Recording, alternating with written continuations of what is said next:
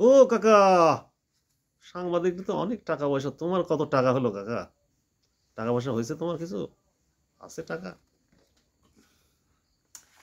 তোমার এই তো গাত্রদাহ হয়, মানে কারো উন্নয়ন দেখলেই তোমার গাত্রদাহ হয়। বাঙালির সহ কি জানো, পিছন থেকে টাইনে ধরা।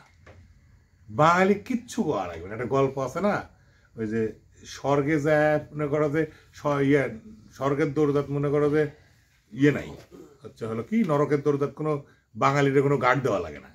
কারণ নরক থেকে বাড়াতে লাগলে পিছন থেকে আর দুই বাঙালির নিচ থেকে টেনে ধরে, যাওয়ার দরকার নিজেরাই নরকের মধ্যে পড়বি, কাকু বাইরে যেতে দিবি না। বুঝতে পেরেছো? তা আমার বাঙালির হচ্ছে ভাব তাই। আরে ভাই, একজন সাংবাদিক তুমি, আমি সাংবাদিক, আমি দুটি ইনকাম করেছি, আর এক সাংবাদিকের এটি গাত্রদাহ, বুঝছো? এখন বৈধ অবৈধ কথা তো বলা যাবে না। সবাই যদি অবৈধ কাম করে, সে দেশে বৈধ থাকাটাই হচ্ছে হলো অন্যায়। তোমার সারা আদেও কালো, এক জায়গায় যদি একটু ফর্সা হয়, সেটা কি তোমার রোগ না? রোগিত। তাহলে এত খারাপের মধ্যে দুই একজন ভালো হয় রোগ। সবাই করাপ্টেড, সাংবাদিকরা করাপ্টেড হবি না? দেশের একটা বুঝবে তো যে সবার সাথে স্রোতে গা ভাঁচেনে লাগবে, মানে ঠকবাজতে এত কোটিপতি। হ্যাঁ, এত কোটিপতির মাঝে সাংবাদিক দু চারটে কোটিপতি হলে নিজের মান সম্মান থাকে। বুঝতে হবে তোমার যে সমাজে কেন সাংবাদিকদের টাকা হয়, কখন টাকা হয়, সাংবাদিক কারা পুষে। একা মুন্নি শাহ কি কোটিপতি? বুঝছো? খালি একা কি না, ফলের বেড়াল বাড়া দেবে, সব জায়গা যদি হাত দেওয়া যায়। বুঝো না? সাংবাদিকরা কি, সাংবাদিকরা হচ্ছে এমন সাংবাদিক, আমি নিজে সাংবাদিক, আমি সাংবাদিকের বিরুদ্ধে কথা কইতে গেলে নিজের সমাজের বিরুদ্ধে কথা কওয়া হয়, সব কথা কোয়া যাবি না। মানে মোটের উপরে একটা কথা করছি, শুনো। আমরা হচ্ছে হলো কি কর্পোরেট হাউসের সবাই জি হুজুর বুঝো, উপরে থেকে জি হুজুর আসলে আমরাও জি হুজুর। ইউটার্ন নিতে আমরা খুব ভালো পারি, মানে একটা গতি যাচ্ছি, পুরো ভাব খারাপ সামনে, একবারে উল্টা দিকে পোটলি দিয়ে দিলাম,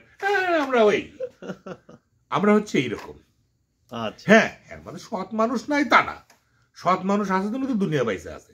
সাংবাদিকতার ক্ষেত্রেও তাই, সৎ সাংবাদিক সবাই আছে। তোমরা ধরো যে অ্যাডভোকেট, সবাই কি ধরো যে তোমার এই গরিব অ্যাডভোকেট আছে কি সবাই কি সততা ন্যায়ের সাথে হয়? কত বাংলাদেশের কথা শোনা যায়, কথা আমি কিন্তু আগেই বলেছি না, নাটোর কোর্টটাই তোমারে কিছুদিন আগে এক বড় বিচারপতির নামেও, বিচারক না, তোমার ভাষাগত ভুল হতে পারে আমার, যাই হোক, যারা আর কি জজ টস হয়, তার নামেও মনে করো যে আন্দোলন হচ্ছিল, সে করাপ্টেড জজ নাকি। তাহলে যে দেশে জজেক নিয়েও প্রশ্ন ওঠে, যারা বিচার কার্যক্রম পরিচালনা করে, বুঝো, রাজনীতির নেতারা তো কয় যাবেন, এটার মতো পবিত্র পাক মানুষই নাই। তার মানে কি প্রতিটা সেক্টরে তোমরা যে হারে মাস্টার এক বাইরে জুতার মালা থেকে শুরু করে সবকিছু, তার কি শিক্ষাগুরু নিয়ে তোমরা প্রশ্ন তুলিচ্ছ? যে সমাজে শিক্ষাগুরুর মর্যাদা এরকম হইতে পারে করাপ্টেড দেশে, তো সে দেশে আর সব সমাজ নিয়ে তোমরা এত প্রত্যাশা করো কি জন্যে? আমার পয়সা হলে তোমার গা জ্বলিচ্ছে কি জন্যে? সৎ সাংবাদিকতা করে সাইডে দুইটা বইটা খায়া পরে বাঁচা যায়।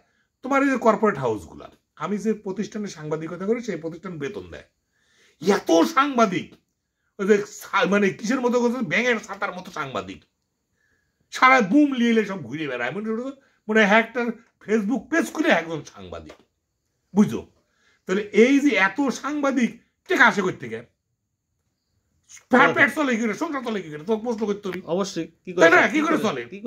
সমাজে দুর্নীতিগ্রস্ত লোক বেশি থাকলে সাংবাদিকের সংখ্যাও বৃদ্ধি পায়। কারণ তুমি অন্যায় করছো, যা করছে অন্যায় করেছ, এই যে সাক্ষাৎকার দেন এটা করছেন, তুমি ভয় ভীতি তুমি বাঁচার জন্য সাংবাদিক 500 টাকা দিচ্ছ, বুঝো? তাহলে সব জায়গা ধাপে ধাপেই তো এরকম করে হচ্ছে। আমরা যদি করাপ্টেড সমাজ তৈরি করি আর তুমি নিজে যদি সচেতন না হলে আমার উপর দোষ দাও, তাহলে হবি অন্যায় যে করে আর অন্যায় যে সহে, তবে কিনা তার তিনও সমদয়, এই কথাই কয় না। আমি সারা দুনিয়া ন্যায় প্রতিষ্ঠা করছি, আমার গাড়ির লাইসেন্স নাই, তাহলে বুঝো হবি না? হবি না তো, হবি না। আমি তোমাকে সারাদিন করছি সত্য কথা কর, সত্য কথা কর, সত্য কথা কর, আমি নিজে 100টা মিথ্যা কথা করছি।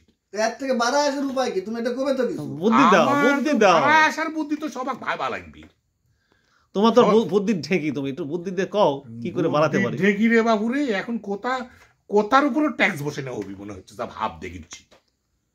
কথা কওয়ার ক্ষেত্রেও সেন্সার আসবে আর কিছুদিন পরে, হ্যাঁ, এই মানে ভাব ভালো বুঝছি না, মানে কোথায় কি কব, মনে করো আন্টিং শান্টিং বিষয় এখন কথা বলা লাগবে, অরিজিনাল দিকে যাওয়া যাবি না, বুঝতে পারছো? মানে মূল সমস্যার ধারে কাছে যাওয়া যাবি না, উল্টা পাল্টা আন্টিং শান্টিং দিয়ে তোমাকে একটা সলিম বুঝতে বিদায় হওয়া লাগবে। দেখো না, মানে টকশো গুলো দেখো না, টকশো মূল একটা সিরিয়াস বিষয় নিয়ে আলোচনা হচ্ছে, কিন্তু ওই সিরিয়াস বিষয়ের কাছে আমরা বুদ্ধিজীবীরা কেউ যাচ্ছি না, বুঝলে না? এই দিক দিয়ে ওই দিক দিয়ে ওই দিক দিয়ে মানে আশপাশ দিয়ে ঘোরাঘুরি করতে করতে টাইম শেষ। আজকের মতো আমাদের অনুষ্ঠান এখানেই শেষ করা হচ্ছে। হ্যাঁ, অতএব সময় স্বল্পতার জন্য মনে করেন আজকের মতো বিদায়, অন্য কোনো দিন আবার অন্য কোনো সময় আলোচনা করা হবে, বুঝা গেছে? তাহলে তুমি বিদায় দিলে আমাদের? ও মা, অনেক ইনডাইরেক্টলি বলেই দিলে বিদায়, বন্ধু বিদায়। বিজ্ঞাপন বিরতি টিরতি এগুলো দিয়ে মনে করো যে 1 ঘন্টার অনুষ্ঠান, মনে করো যে অনুষ্ঠান হয় হয়তো 25 মিনিট। আজকের মতো এখানে সমাপ্তি। তাহলে তোমার পোস্টের জবাব পরে করা হবে। আচ্ছা, ঠিক আছে।